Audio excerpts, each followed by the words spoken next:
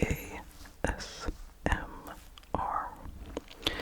Tonight we have a whisper ramble. Just whispers, just whispers. But this one is slightly guided. I am going to talk about Pink Floyd's Dark Side of the Moon. So, okay. For a while now, I've had the general idea to go through each album and, just chat about why you should give each one a chance, give it a listen. How to best enjoy it, what's interesting about it. And I figured I would start with Dark Side of the Moon because March 2023 is the 50th anniversary of its release. 50 years. So, if you have arrived at this channel purely because you saw some Pink Floyd content and you're wondering why I am whispering, well, this is ASMR. So, generally quiet sounds, ear to ear, best experienced with headphones. If you like Bob Ross, if you think he's pleasant, you might like ASMR. Try it out. So, I have liked Pink Floyd since forever. Probably starting in like 6th grade, I became aware of Pink Floyd, and so I've heard all of their albums many times. So I'm starting with Dark Side of the Moon, because 50 years, and because I feel like most people have heard it, and it really shouldn't take that much convincing of shouldn't take that much convincing to get someone to listen to it. So this is kind of to test out the format. Before I move on to the more weird albums. So yeah, does Whisper Ramble work for this? I have a bunch of sticky notes with some notes on them in front of me. So, okay.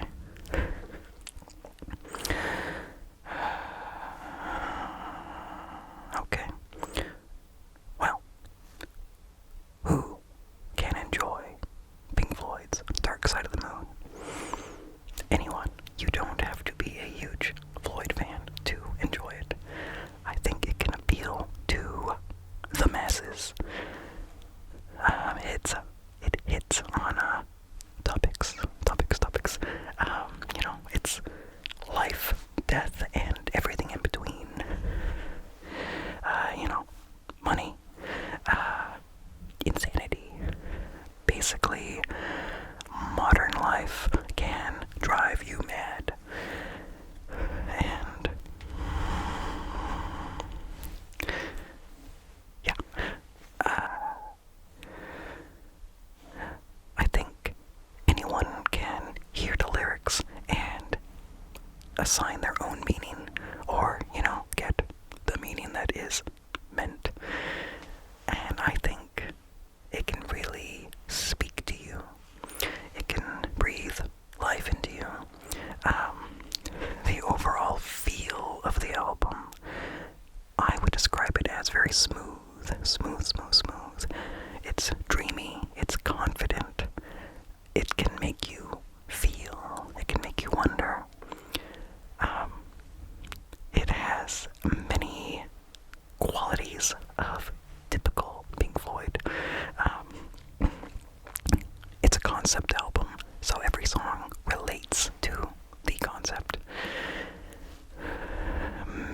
Many of the songs flow together in seamless transitions. Basically, I think there's only one cut in the album, and that is where you would flip it over in the old days with records, and that is After a Great Gig in the Sky, going into Money. So it's experimental, and has focused that experimental dreaminess into a concept. And while they have done their typical long songs, long instrumentals, they have stayed focused on getting somewhere. And I think that is part of why this album really works and really why it has stuck around for so long.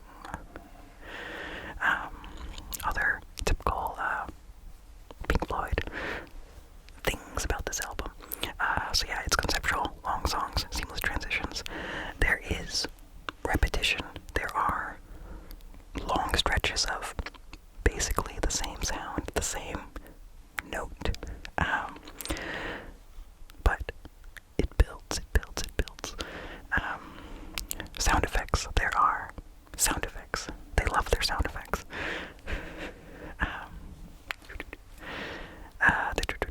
Sorry, my notes. It's laid back. It's not fast. They are really good examples of how you don't need to play fast to be engaging. It's mellow, laid back.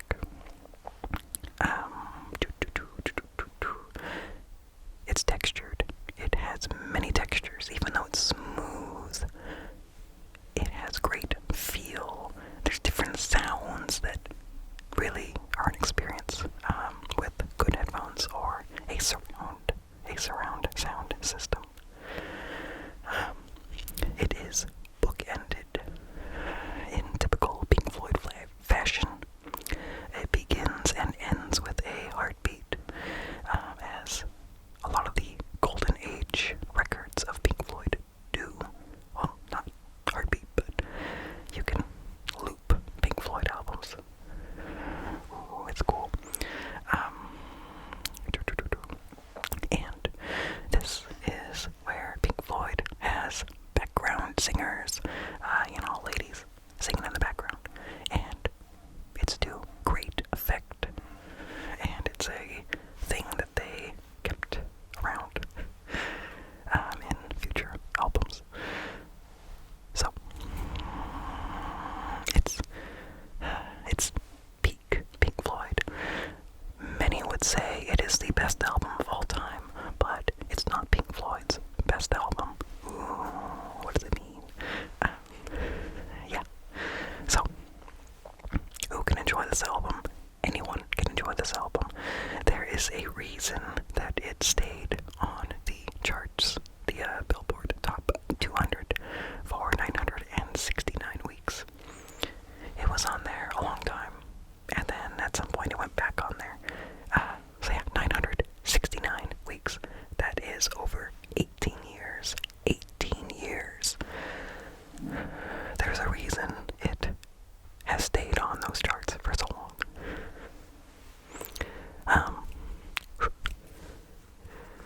So, they don't play fast, but their timing is perfect. Their pacing is perfect. They know how to keep you engaged. Just when you think you might start to get bored, they throw a guitar solo at you, or strong vocals, and it's great. It keeps you engaged the whole time. So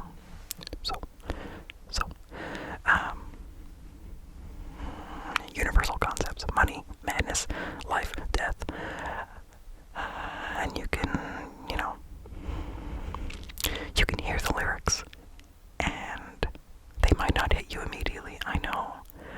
Somehow, they didn't hit me until many years after first, starting to listen to it. I was driving in my car a couple years ago, driving home from work, I think, and Time came on. That's my top song for the album. And the lyrics say it's one of the reasons I started this channel. One of the inciting incidents. Taking away the moments that make up a dull day. You fritter and waste the hours in an offhand way. Kicking around on a piece of ground in your hometown, waiting for someone or something to show you the way.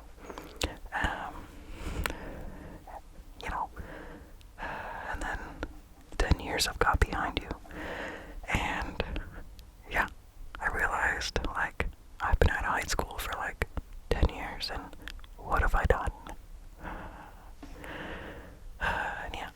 No one's gonna show you the way. No one's gonna show you the way. Make your own way. I'm pretty sure that was one of the inciting incidents to me just going ahead and making this channel. So.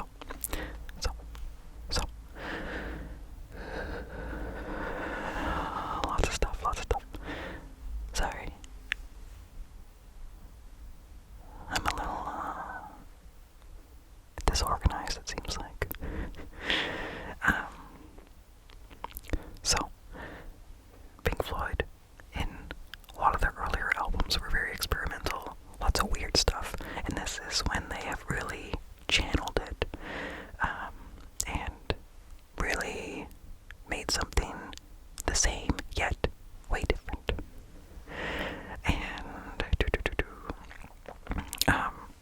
I said it's textured. It's really well produced. It is well made. They put a lot of care into crafting this.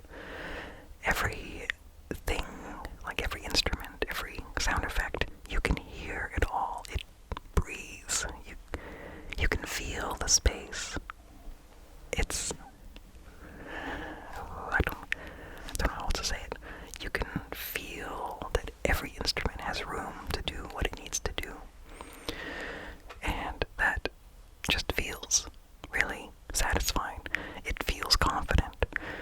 And the whole album is just so well executed and ends in such a satisfying way.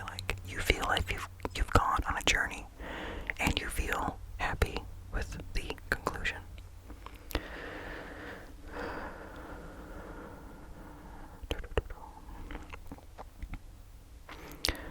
So, I probably should have started with this.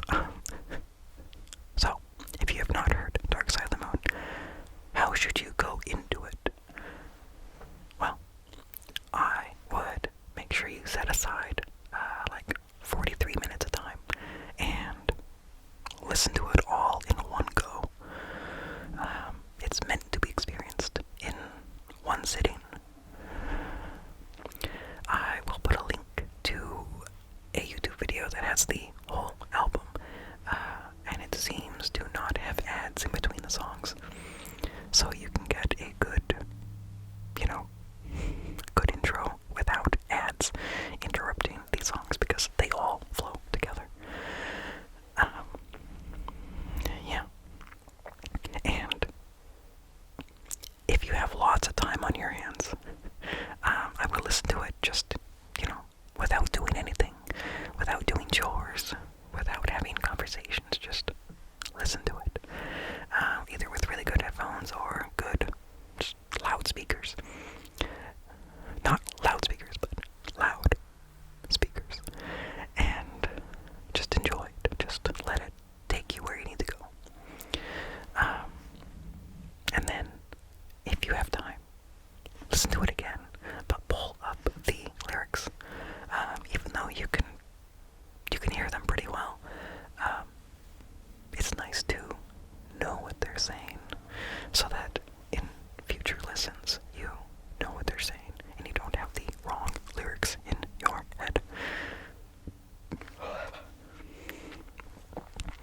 And I really think that is true of any album, really. Listen and read the lyrics along with it, but don't read ahead. Don't read ahead. Just go with the song. Okay, so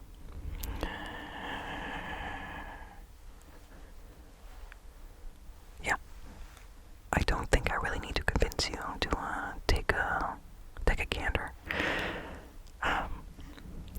Basically, just listen. Just listen. That's really the main thing. Like, you don't need to have special knowledge of the band's history to enjoy this. So, anyone can enjoy. I feel like I had such a different idea of how this was gonna go. Yeah. So, I will include some links to some live versions and some other stuff. But one interesting thing is it's an urban legend that Dark Side of the Moon syncs up with The Wizard of Oz. And, when I was young, I tried it out, at least for the first, set of album, because you have to restart it at some point. And surprisingly, it really does work pretty well. I do doubt that it was intentional though, but so much stuff does line up lyric-wise and beats, like at scene changes. So, let's see, the biggest ones. First of all, like the album cover of, single ray of light, and then going into color with the prism. So we got black and white, and then color. That's just like Wizard of Oz. Starts off in black and white, goes into color. And the rainbow in general is big in Wizard of Oz.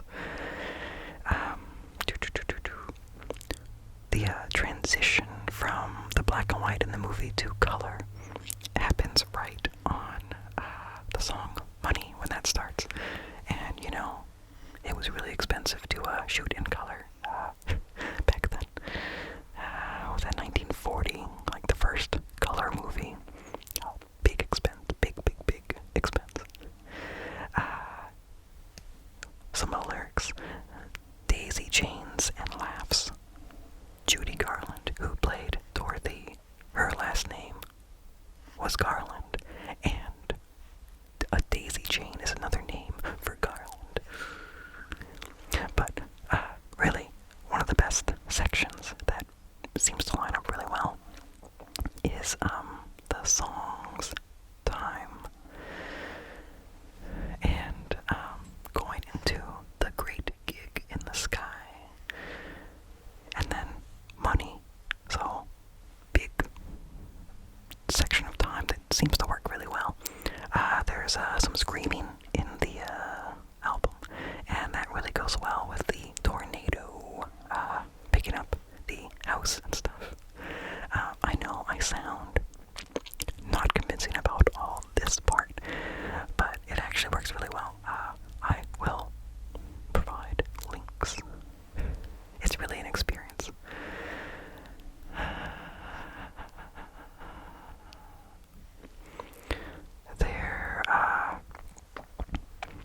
There's a lot of live performances of these songs, and I will post some good ones.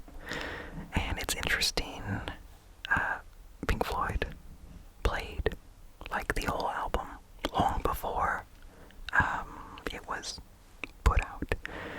Not quite in its finished form, but they did play the whole thing live, like at least a year before the album came out. So like, that's cool. They had time to really get it right. I feel like I'm missing something.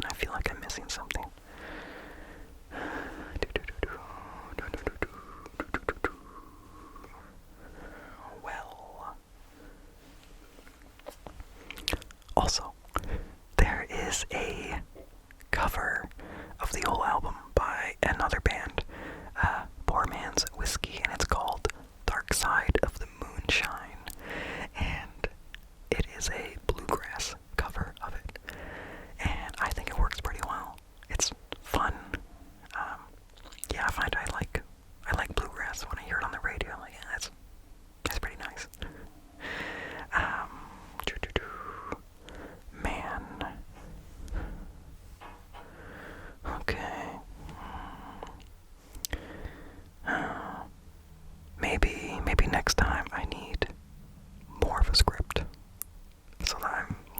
focused. It's not so erratic.